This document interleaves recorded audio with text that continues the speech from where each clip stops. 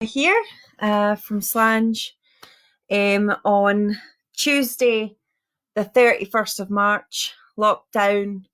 We're now into our second week of lockdown. So, thanks for coming and joining me every single day for the past couple of days. As you can see, I said it the other day, I'm going to be wearing a t-shirt from somewhere in Scotland for the next couple of days that I have managed to pick up on my travels. And today I'm wearing my Botanist Gin t-shirt. Hi, Aussie. My Botanist Gin t-shirt that I got from a Bruichladdich distillery. So you can have a wee look. Apart from that, you're just going to have to deal with this. No makeup. Barely done my hair today because I thought, you know what? Here we are. We don't need to be doing all that stuff, do we, girls? So there we go.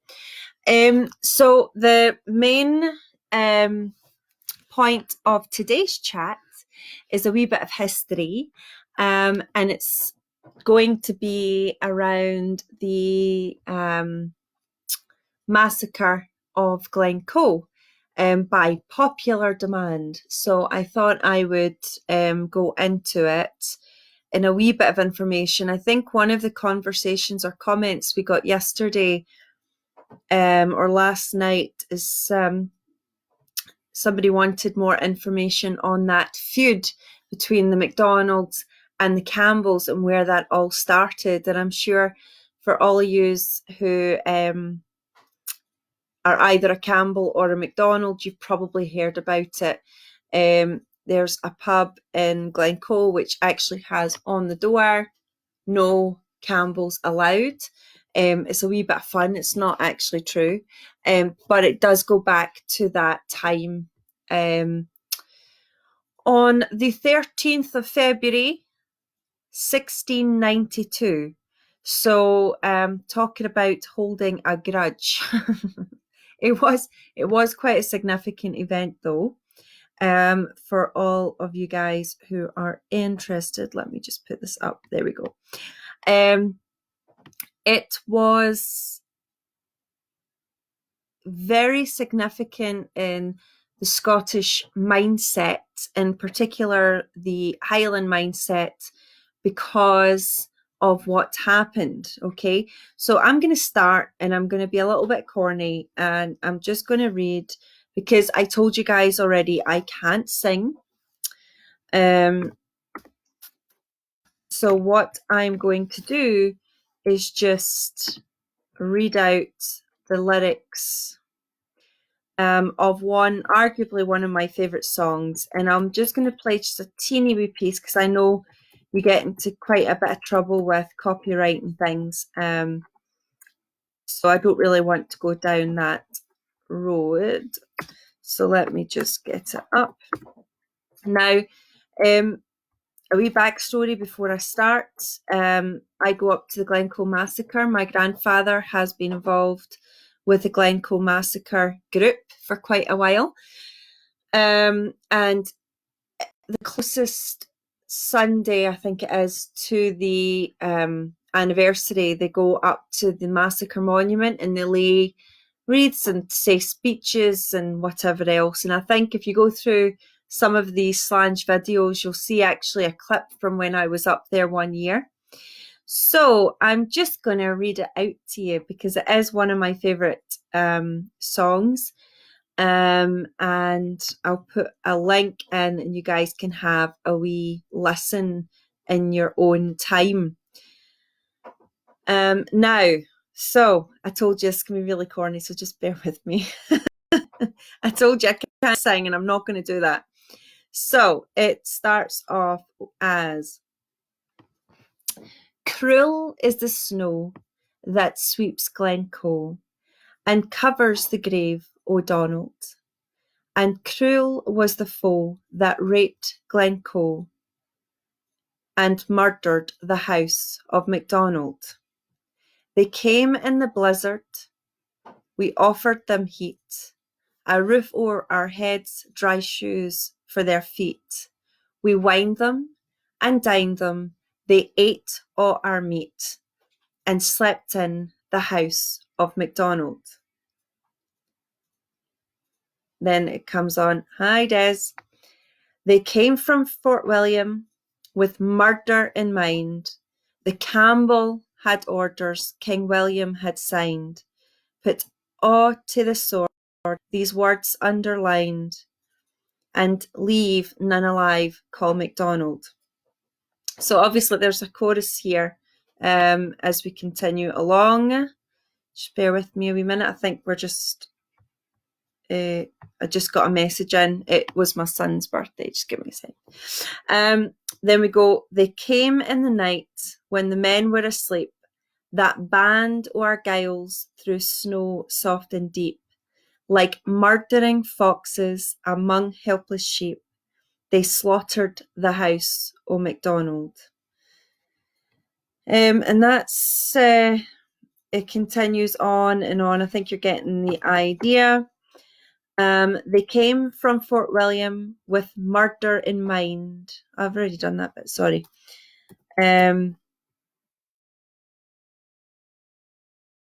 Yeah, anyway, that's it. I thought I was right, but this has got an extra two. They've repeated two of the verses here.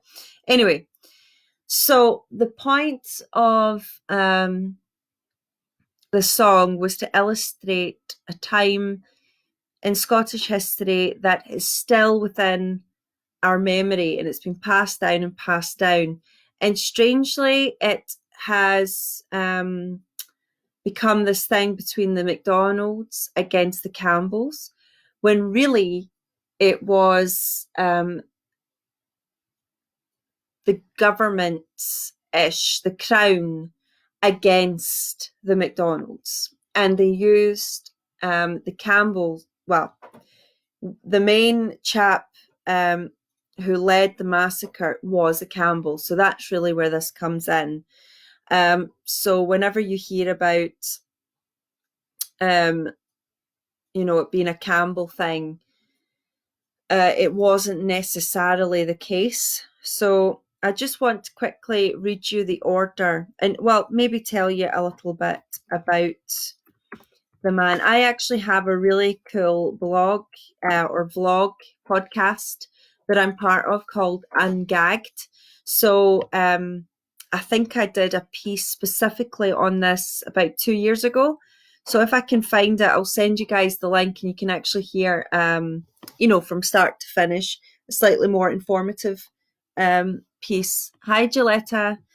Let me just come in here. So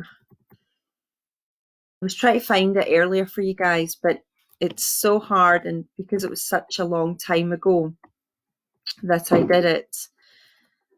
Okay, so I just wanted to find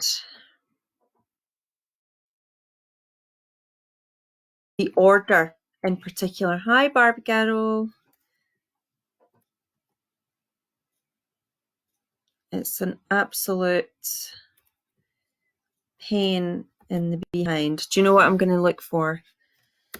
I want to read you out the actual order.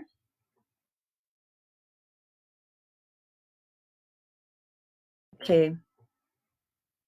Here we go. So you can actually find this information, guys, if you're interested in this, on at the National Library for Scotland website. They've got really great material, and this is the exact order. I'll just put this here. Hi, Bruce. Hi, Sheila. Hi, Mick. Here we go. Sorry, I'm coming in a wee bit late. So I'm going to see if I can actually see. Oh, because it's rather irritating because they don't actually have it transcribed. Let's get it.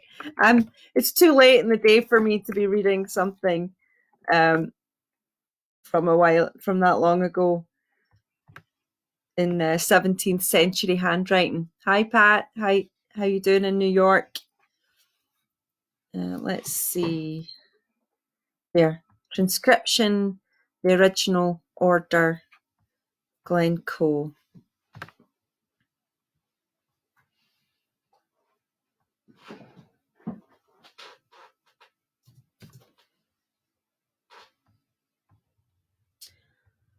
And I've actually, here we go. This is my biggest pet hate when it comes to having Scottish history accessible at your fingertips. You search and you search and you search, and you can go to the archives, but they only have one section, and then you have to go elsewhere to try and find it elsewhere. There's not one thing from start to finish that hasn't been edited in some description by somebody, even myself. So let's see if I can find it. And no, I've got something about the coronavirus. Just kidding. This is just not my night. Here we go. Found it. So the transcript, let's see if I can find. Here we go, guys. Finally, that took all of like 5 minutes. So this was organized by a chap called John Dalrymple, who was the Master of Stair and who was Scotland's Secretary of State.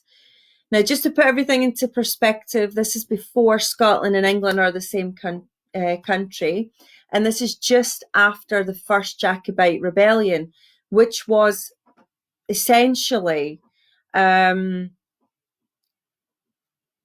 English state wishing to replace the monarch, who was then James II of England, James VII of Scotland, who, whilst in exile in France, had converted to Catholicism. When he came back to Britain, or to England, I should say, he, and the death of his brother Charles II, they were quite happy, or they tolerated a Catholic monarch. It was not until he produced a male Catholic heir that this caused a bit of a problem. And so his own daughter, along with her husband, William, basically were part of a coup to have him removed. And they then usurped the throne. And that's King Billy that we all hear about, and his wife Mary, who was actually James's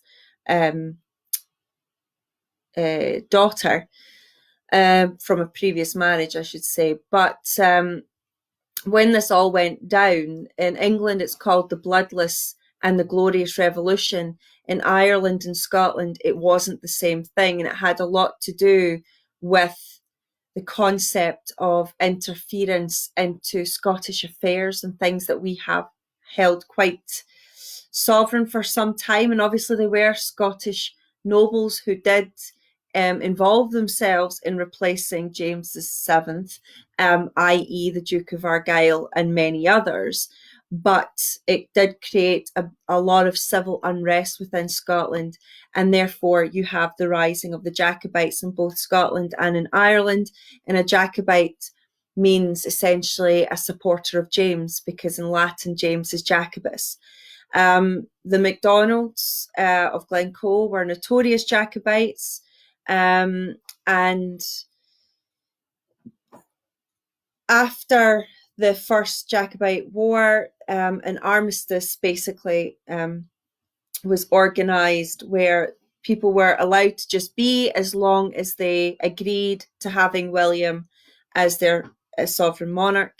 But and mostly everybody signed it, but the MacDonalds were slow in doing so because of the weather conditions. McKeon, who was the clan chief of the Clan MacDonald, went down to Inverary to the Duke of Argyll to have his his declaration confirmed and or notarized by somebody of enough status and power to do that. When he arrived in Inverary, it took 3 days before the Duke would see him and have an audience with him. Then the Duke said, "Don't worry about it. We're all fine. Everything's in order. We'll have this sent to Edinburgh for you. Go back to Glencoe. Everything is fine." But this chap here that I mentioned, this John Dalrymple, wanted to make an example out of their tardiness and saw what they did as rebellious. So he managed to convince William of Orange, King Billy, to have this order signed. Now, there were 3 regiments which were sent to Glencoe, and weirdly, only 1 arrived. So that tells me that this was something that many did not feel comfortable doing. And the 1 regiment that did arrive was, in fact, led by a Campbell. Okay. So it was actually Captain Robert Campbell of Glenlyon who had accrued a lot of gambling debt, and he was doing this to be able to pay off his debt, get back to his normal social standing. Not everybody who was at Glencoe was a Campbell, and in fact, like I said, a lot of the Argylls didn't turn up. So I just want to give you this order that the MacDonalds, the regiment led by Captain Robert Campbell, arrived 12 days before the 13th of February, complaining that they had nowhere to go and there was blizzard-like conditions and that Fort William was full and if they could put them up. And they used what's known as the Highland Welcome, which, it doesn't matter if you're friend or foe, you would be put up. They would treat you like family, because that was, you put whatever grievances you had to the side, and that was expected from anybody. It wasn't just the Campbells that used that. So when they turned up, the MacDonalds obviously did that. They put them up, fed them, kept them warm, entertained them for 12 days. And then at 5 o'clock in the morning, the order came in to Mr. Robert Campbell. And basically, this is what it says. "You are hereby to fall upon the rebels, the MacDonalds of Glencoe, and put all to the sword under 70. You are to have special care that the old fox and his sons do upon no account escape your hands. You are to secure all the avenues that no man escape. This you are to put in execution at 5 of the clock precisely, and by that time, or very shortly after it, I'll strive to be at you with a stronger party. If I do not come to you at 5, you are not to tarry for me, but to fall on. This is by the King's special command, for the good and safety of the country, and these miscreants be cut off root and branch. See that this be put in execution without feud or favour, else you may expect to be dealt with as one not true to the King nor government, nor a man fit to carry commission in the King's service. Expecting you will not fail in the fulfilling of hereof, as you love yourself. I subscribe these with my hand at Ballachulish, February the 12th, 1692. For the Majesty's service to Captain Robert Campbell of Glenlyon, signed R. Duncanson." So that's a bit crazy, isn't it? Basically, when you read that back, it becomes a lot clearer that this was, in fact, a threat. That Robert Campbell, if he does not carry out the act or the order that has been given to him, he might expect to be called out as a traitor, essentially, or somebody not fit to carry out his service, and somebody not true to his king or his country. That is a really open threat to me. So when people kind of come into this, they don't realize the backstory. It's very easy to say it's a Campbell and a MacDonald feud, when essentially it was so much more. Obviously, after Glencoe, because they used the Highland hospitality, it was an absolute public outcry against what had happened. Now, only 38 souls, including McKeon and his wife, who's already quite an elderly man at this point, they were all killed. Those who survived, some of them died in the hills, because you remember this is blizzard conditions, and there were many who managed to get away. And to explain what had happened, the absolute travesty, the absolute blasphemy which took place. So this was a really big embarrassment for the crown and for King William and everybody else. And so guess what they did, guys? If you can, anyone got an answer for what they did to Robert after the public outcry?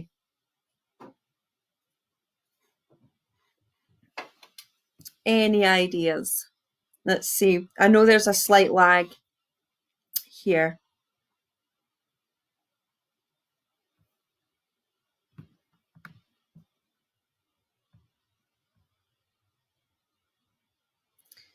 So they basically put Robert Campbell in jail. So the poor guy is now absolutely ridiculed and hated in society, and they put everything on him. They pin the blame entirely on him for at least a short time, and he does spend some time in jail over it. So a lot of people don't always know that. Now, you can see if you go, yes, they did imprison him. They did. Well done, Pat. You got it right. I think there is a slight delay in my video, so it's kind of apologies for that if you're replying a bit after I'm saying it. But let me just go back here. And I just wanted to let you know that there is a couple of legends that surround this, and that is with Signal Rock, just next to Glencoe. And that is that a member from a Campbell, we assume, we don't know, but he was so incensed by what he had to do that he went near where the MacDonalds were hanging out. I don't know. He was obviously in their place. And he knelt down and he said a prayer. And his prayer was in Gaelic, and basically to the effect of, Lord, please have mercy on what we have to do tomorrow at exactly 5 o'clock. And apparently he said it very loudly, loud enough for people nearby to hear him, to overhear him. Wink, wink, guys, get yourself out before we have to do this. And so the story goes that McKeon basically sacrificed himself, and they had organised a piper to play the pipes at that time to basically get everybody up and out before everything was going to start. And that is how the story goes, at least. One of the things is, if you go to if you go to the Kelvingrove Museum, you can see the painting there, which is of the Glencoe Massacre. It was painted a long time after the event, actually. But it has remained so crucially into our Scottish mentality that if you are a McDonald's, you automatically hate a Campbell. And I'm always a little bit naughty, always, whenever I have a Campbell on the tour, you know, uh, I'm always looking for a bucket so I can spit somewhere, but I'm only joking. I don't actually mind the Campbells so much. I think they get a big bad rap when essentially it was the head of their branch who were not the nicest.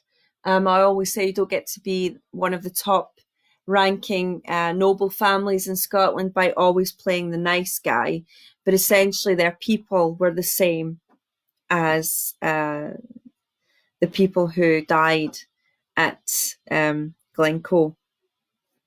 So that's a wee bit of history. Hi, Donna. Nice for you to come in here. What happened to Duncanson?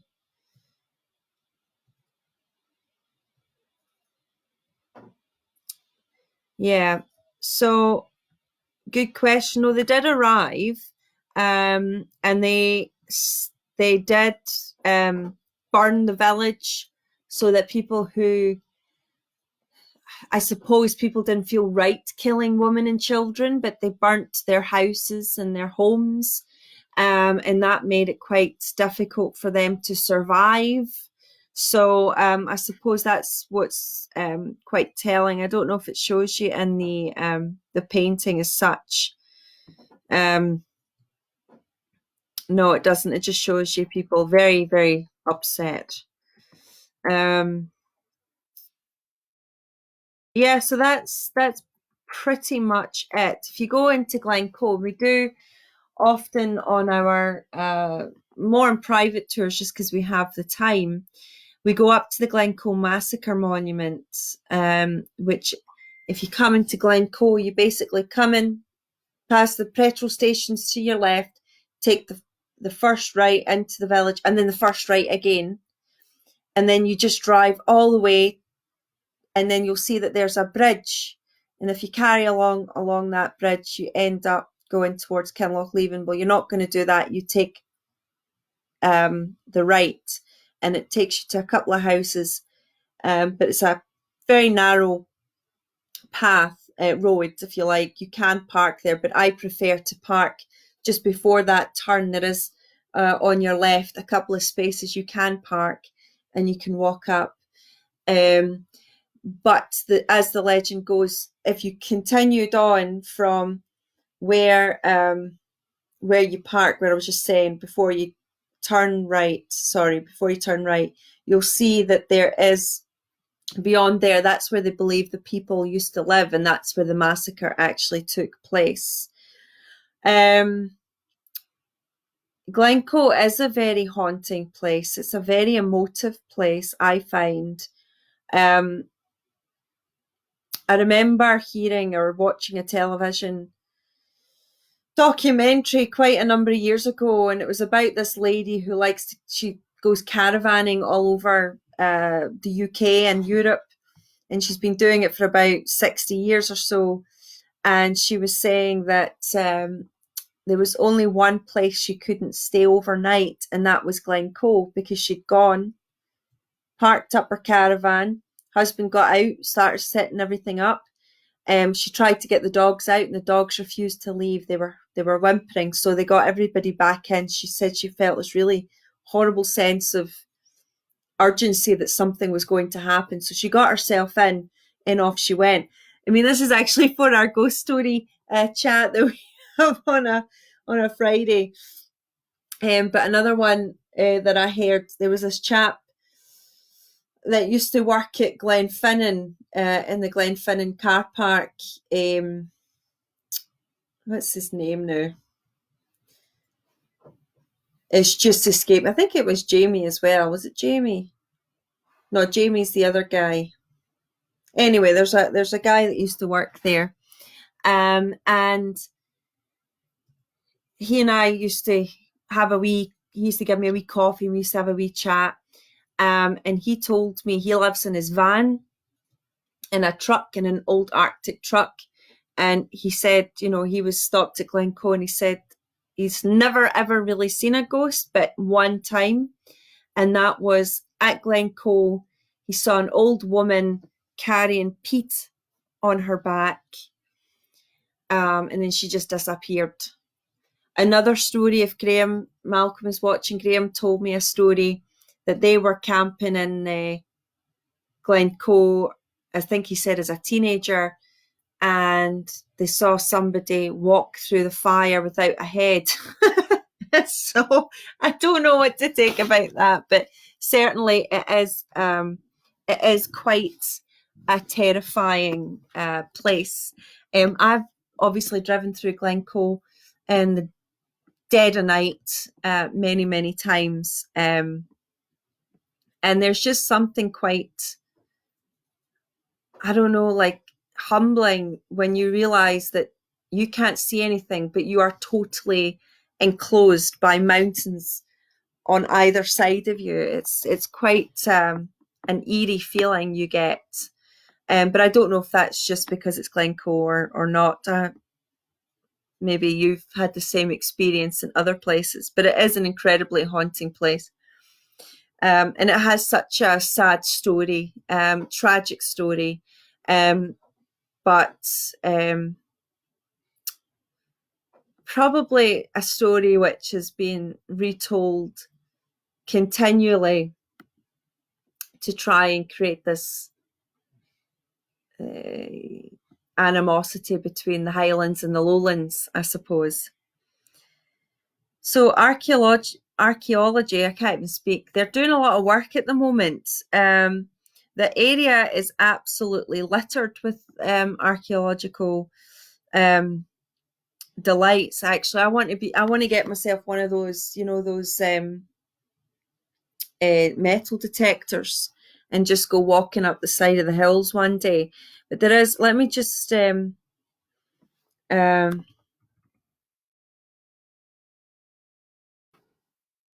just going to say, I know that there was an old house there that they were doing some work on recently.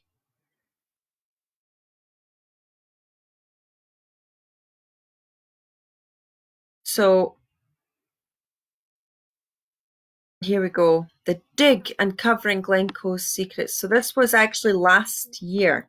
That's why it's not been out so much. But basically, this is what I was mentioning before about the ruin, the wee house that's been linked to it. So let me just see if I can find it. So this is what the dig has shown. So a survey has revealed that Achtrichten, I think I've said that right, was a small but not insignificant clachan. We found 3 houses and maybe a couple of barns. Each of them has a little enclosure, a kale yard or something at the back. We've also found a grain drying kiln, so it's quite a little settlement. So the picture, the first structure is giving its secrets. Homer Barn is. Basically, they're doing some work, but if you go, they're hoping to have a full-scale replica built at the National Trust for Scotland Glencoe Centre. So if you go to Glencoe, just as you come out, no, just before you come into the village, you get the Glencoe Visitor Centre. So you can go in there actually, and they should hopefully have this all done for all the kind of work. But that's why, sorry guys, I'm a little bitty because nothing is really established as such about it. I'm just going to see if you have any other questions.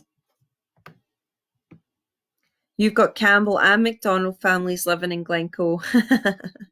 I'd hope so. McDonald is one of the larger clans. They have the whole west coast of Scotland has McDonald links.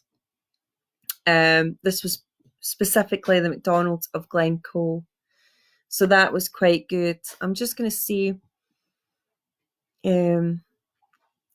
Once I've finished here, I will do a link to my special blog that I did a few years ago, because I think you guys will find it interesting. Sorry, hat hair.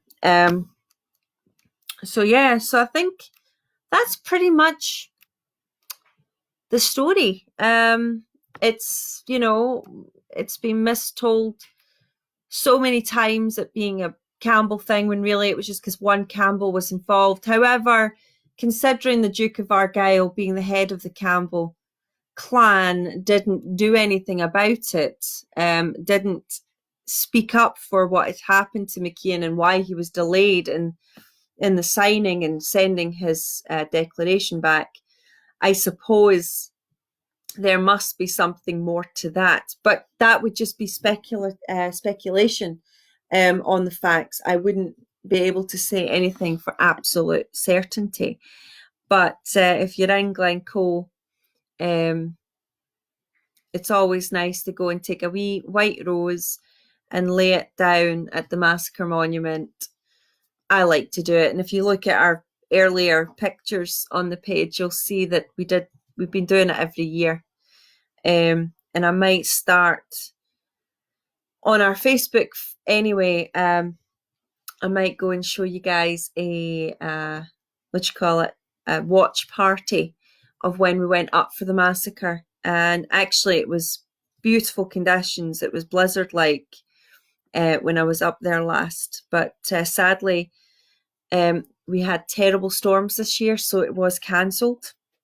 But hopefully it'll be back on next year. This has been a really strange year. I feel like saying to Moses, let God know we know we'll do whatever he wants us to do, because we seem to be getting every single plague going. From storms to viruses to you name it, it seems to be coming.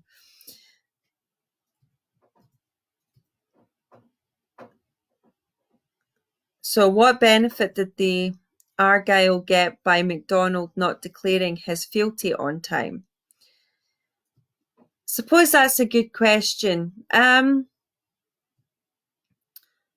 Not really that much, to be fair. I suppose it's more about establishing or re-establishing your power, but you already had the power.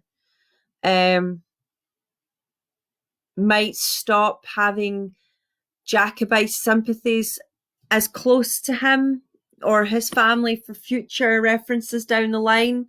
How long is this armistice, if you like, going to last? And it didn't last that long. So I don't know. I mean, it's a good question, but that's probably the only thing I can think off the top of my head, that it would have something to do with maybe stopping further unrest in the region. But as it stands, he is a very powerful individual anyway. And he has been for some time. Since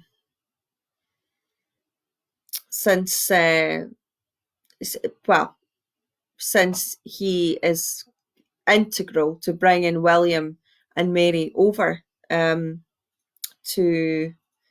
the United Kingdom. He's also, I think, there's a lot of terminology used, and to quote Burns, maybe bought and sold for English gold. I mean, they have a lot of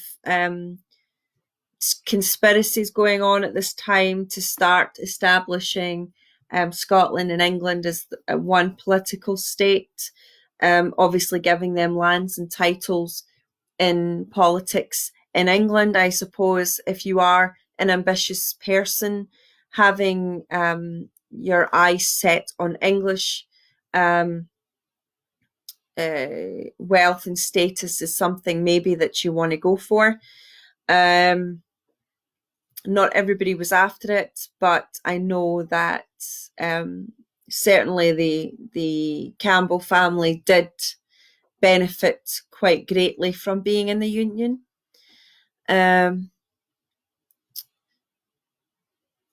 So you've got a college, William and Mary. The most interesting thing about when the first Jacobite rebellion happened is that it still sits in the memories of people in Ireland and Scotland to this day. If you guys have heard about the 12th of July, it's to mark, I think it's the Battle of the Boyne, even though they got that on the wrong date, but it's to celebrate King Billy, and essentially in Ireland at least, it is to celebrate the death of Catholics in the region, which in Ireland very much was a Catholic country. And it was James VI of Scotland who became James I of England who put the plantations there. So if you've heard of anyone called the Ulster Scots or, the Church of Ireland and things like that, this has come from the Scottish settlers in Ireland in the, starting from the early 17th century. So when this kind of continues on up until what you have with King Billy and Mary coming in, it's not that great for the Catholics even more. There's a lot of history about that, about access and rights to land ownership and all this kind of thing. And the Irish suffered greatly. And in Scotland as well, we weren't that happy with it. So when they call it the Glorious Revolution and the Bloodless Revolution, it kind of goes to show that when describing events in British history, the English narrative is always what is taught and what is, documentaries and everything else. When they call it a bloodless revolution, it was only really bloodless in England. So, in Scotland and Ireland, that wasn't the case. But for many, primarily Presbyterian noblemen, they were who assisted in William coming over.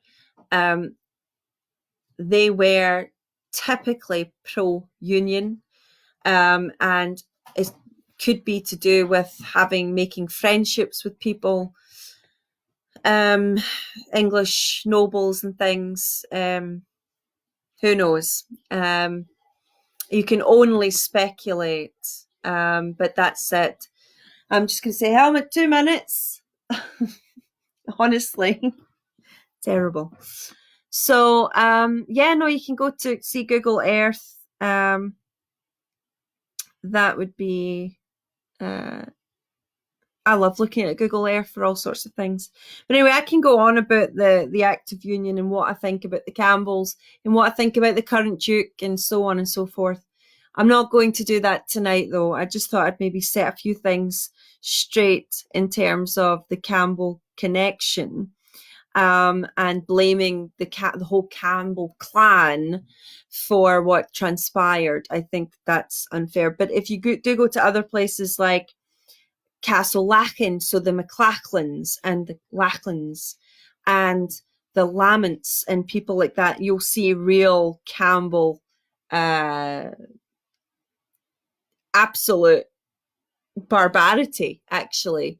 The Campbells completely blasted after the last Jacobite rebellion, completely lambasted the whole of the Lachlan Castle. If you go to Castle Lamont,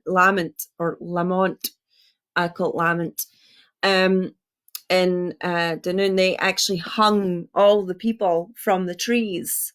Although the Laments were not entirely innocent in the endeavours, this was kind of more of a revenge on killing the chief's son.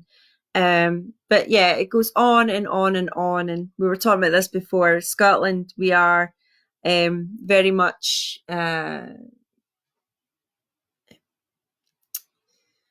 involved in vendetta. Vendetta has taken over, which is probably why the Campbells were involved in the first place. Yeah. Sorry, I've just talked to Mother half. The Campbells, where if you go to Inverary Castle, I'm just going to kind of let you know here, just very quickly, this might also help. They were constantly getting into trouble with the Stuart monarchs. If you go to Inverary Castle, you can actually see here.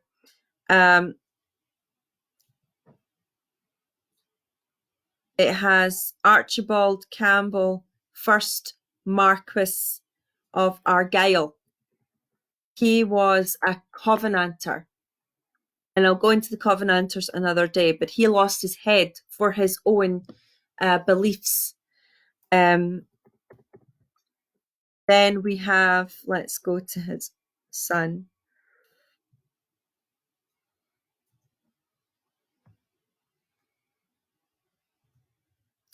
And then we've got his son, who was also executed for his beliefs.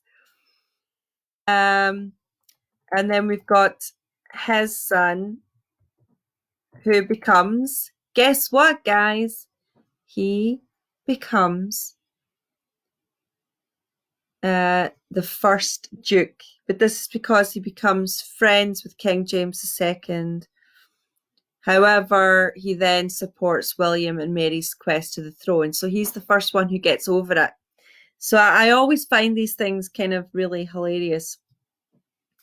And he would have been the chap who oversaw the massacre of the MacDonalds of Glencoe. So this is the first chap. So both his father and his grandfather were both executed. I love how I do that, just executed. So nice. So yeah, no, we're going to go into the Covenanters, I think, another time. I think I'll give you guys a bit of a break on the history. Tomorrow we'll do the book reading for the children. Tomorrow we'll go into the Selkie Girl. So we might do the Covenanters on Thursday night, ghost stories on Friday, and pub quiz on Saturday. So I will leave you all. We've been just blethering on here for the past 50 minutes. You're very welcome for having this wee kind of impromptu history lesson, and apologies. The internet and Scottish history sources are not that good, but most of what I've mentioned can be found if you go to the National Libraries of Scotland archives, and you can see it, but you might have to do a bit of digging to find the transcript that I read, and also a bit more information.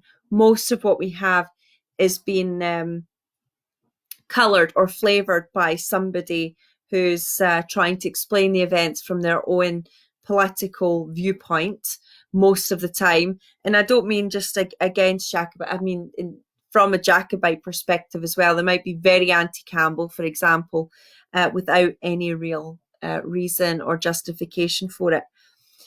So I would always suggest go back to the National Libraries for Scotland for anything. See, if you were talking about Street View is pretty good on Google Earth, but actually the National Library for Scotland, if you go in and put National Library for Scotland maps, you might even get some good maps of the area from, hopefully from about the mid 1700s all the way to like the kind of latter part of the 20th century.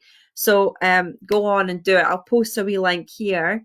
If you're on our Instagram, you can also find us on Facebook. Just go to Slange Scotland, and you'll find us, and you'll find this video, and I'll post everything in the comments here, just so that it's all in one place. I can't always do it on Insta, or I can't really, unfortunately. But no, I look forward to chatting with you guys again. Just before we finish though, I just wanted to let you know our amazing competition was, Helmet, you've got the answer there. Sorry, I can't